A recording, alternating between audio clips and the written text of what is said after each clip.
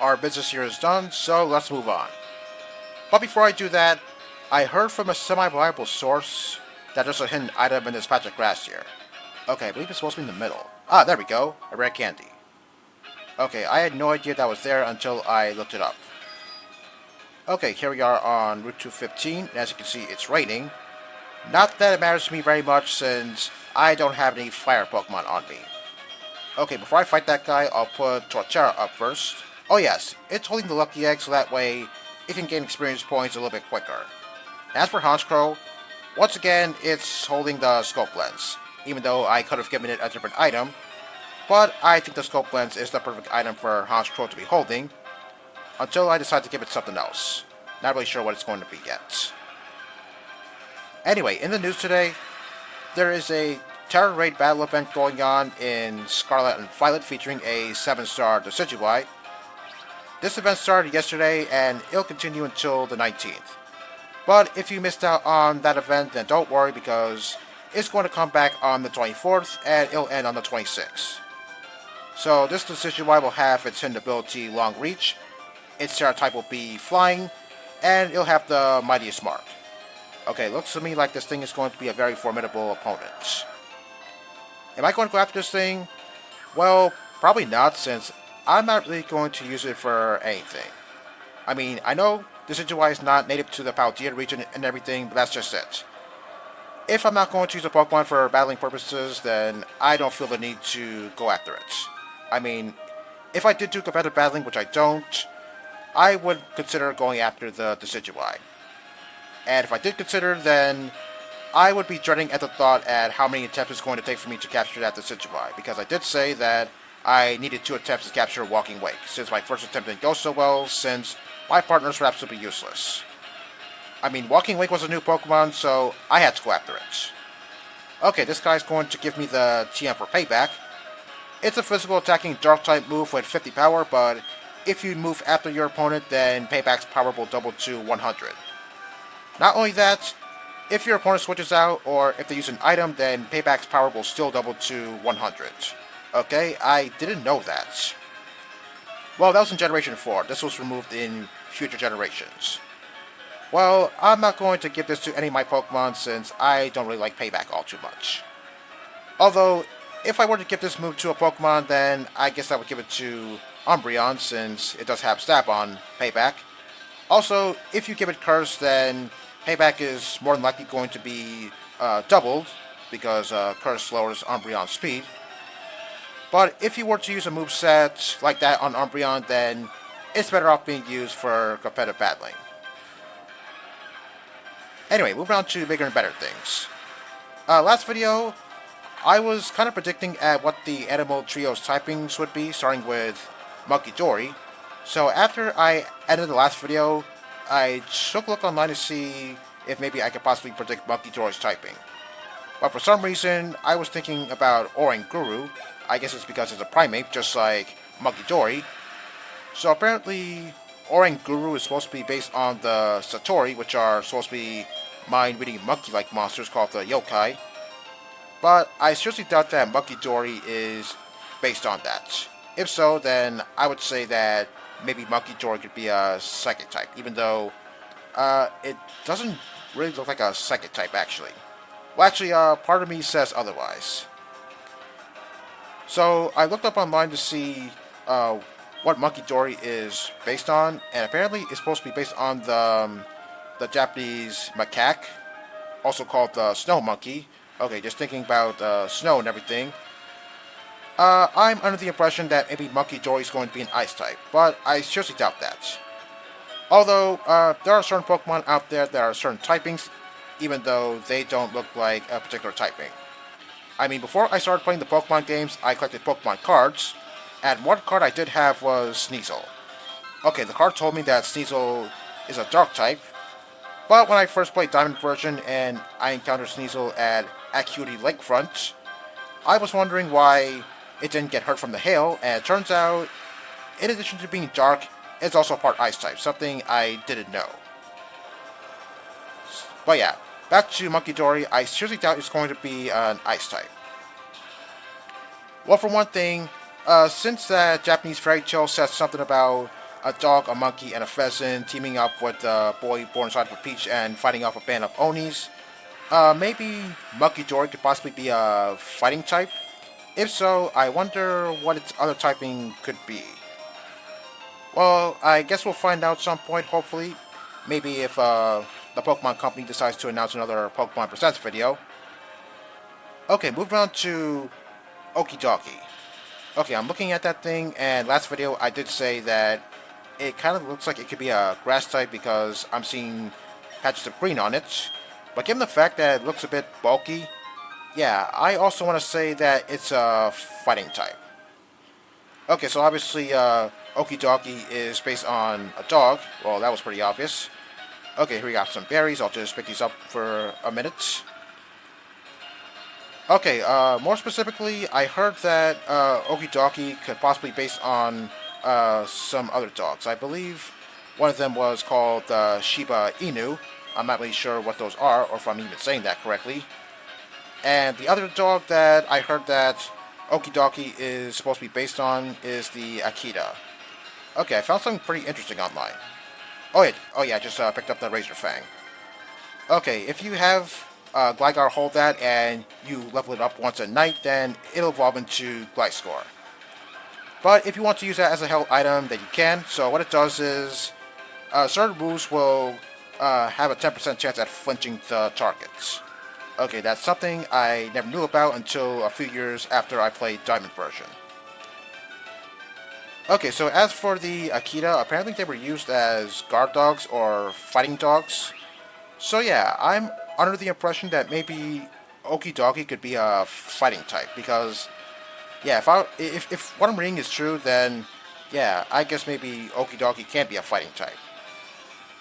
Now as for Pheasantipity, well, I don't see how it's supposed to resemble a fighting type whatsoever. I mean, for one thing, the obvious statement is it's going to be a flying type. Well, if it were to be a fighting flying type, then I guess it would look a little bit different. I mean, the only fighting type out there that I can know of currently is Hawlucha. And after all, it does look like a fighting type. But as for Pheasantipity, yeah, it doesn't look like a fighting type at all. Although, maybe I could be proven wrong somewhere down the road because, yeah, I guess things like that have happened over the years. So yeah, overall, Monkey Dory and Okidogi kind of look like they could be fighting types. But as for Pheasantipity, yeah, it just looks like it could be pure flying. Yeah, I don't see what other typing it could be. Okay, moving on to something else. I don't know why, but I looked up the stats of the Ruined Quartet, and I'm actually surprised at what I saw. So half of them only had one of their stats lowered, and the other half had two of their stats modified. Okay, I believe Ting-Lu and Mo Chien had their stats modified. For Ting-Lu's case, I'm not really sure why its stats was modified. I mean, I'm looking at his stats right now, and it seems to me that it got a little bit of a special attack boost. Not really sure why, since Ting-Lu is not more... No, Ting-Lu is not really much of a special attacker, it's more of a physical attacker. And even then, its HP is pretty good. But in the updated version of Scarlet and Violet, it seems to me that it lost a little bit of HP, but it gained special attack. Oh yeah, also lost a bit of defense too. Yeah, I'm not really sure what the logic behind that is. I mean, it's not like both it and Wo Chien are considered Uber. If anything, Chi-Yu and Chien-Pao are considered Uber, as I pick up the Razor Claw.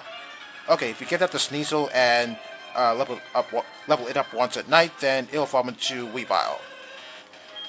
But for battling purposes, I believe that's going to boost your critical hit ratio. Okay, I don't really use the Razor Claw that much. I'm more of a Scope Lens person. So yeah, for Chi-Yu and Chien-Pao, I noticed that only one of their stats was modified. I'm not really sure why that's the case. If anything, I take it maybe two of their stats could have been modified. Okay, over here we have an Ultra Ball. Yeah, I picked up that item for a very long time, so it's only fitting that I knew that was there. I mean, I did say that Chi-Yu and Chien-Pao had some pretty broken effects, so it's no wonder those two are banned.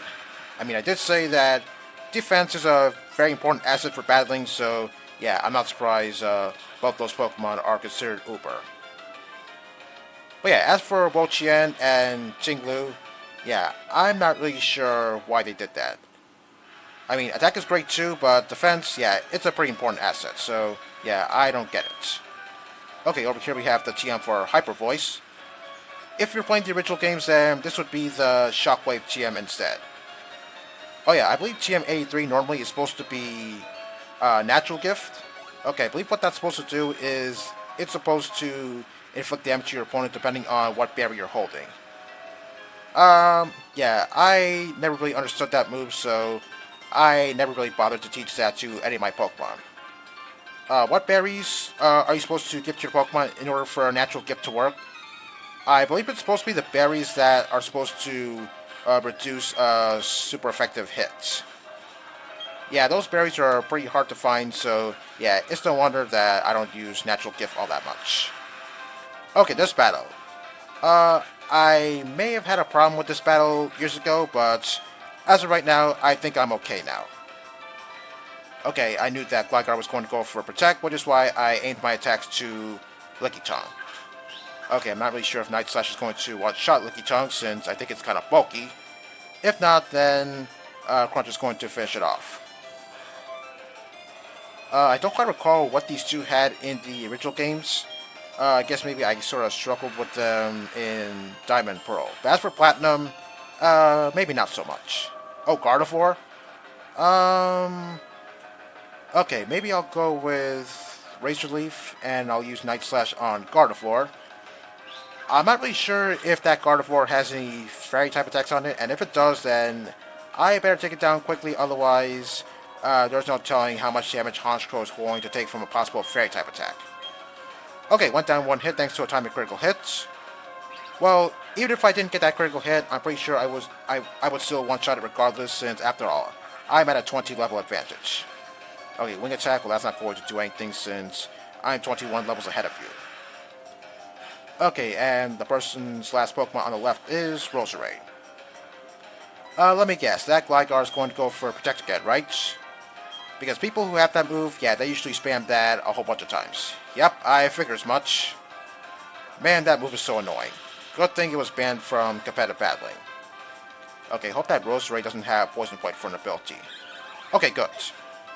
Okay, so the person on the left doesn't have any more Pokemon, so I'm free to focus my attacks on all the Pokemon that are on the right. Usually, I just try and take down as many Pokemon as I can. I don't usually focus on one side, but in this case, I guess it just sort of happened. Yeah, it's just something I can't really explain. Okay, Gligar finally went down with an untimely critical hit since I did need it. Okay, what's this person's next Pokemon? Oh, Gyarados? Okay, looks to me like I probably won't one-shot this thing since I'm going to get intimidated. Well, I'll see what I can do. Okay, let me see how much I can do with one Night Slash. It has a high critical hit chance, and I'm holding the Scope Lens, so maybe it'll do a lot of damage. Or maybe take it down one hit thanks to a timely critical hit. Yeah, see, I told you the Scope Lens was a perfect item for Honchkrow to use. That's just how I planned it. Okay, and her last Pokemon, actually his last Pokemon, is Drifblim.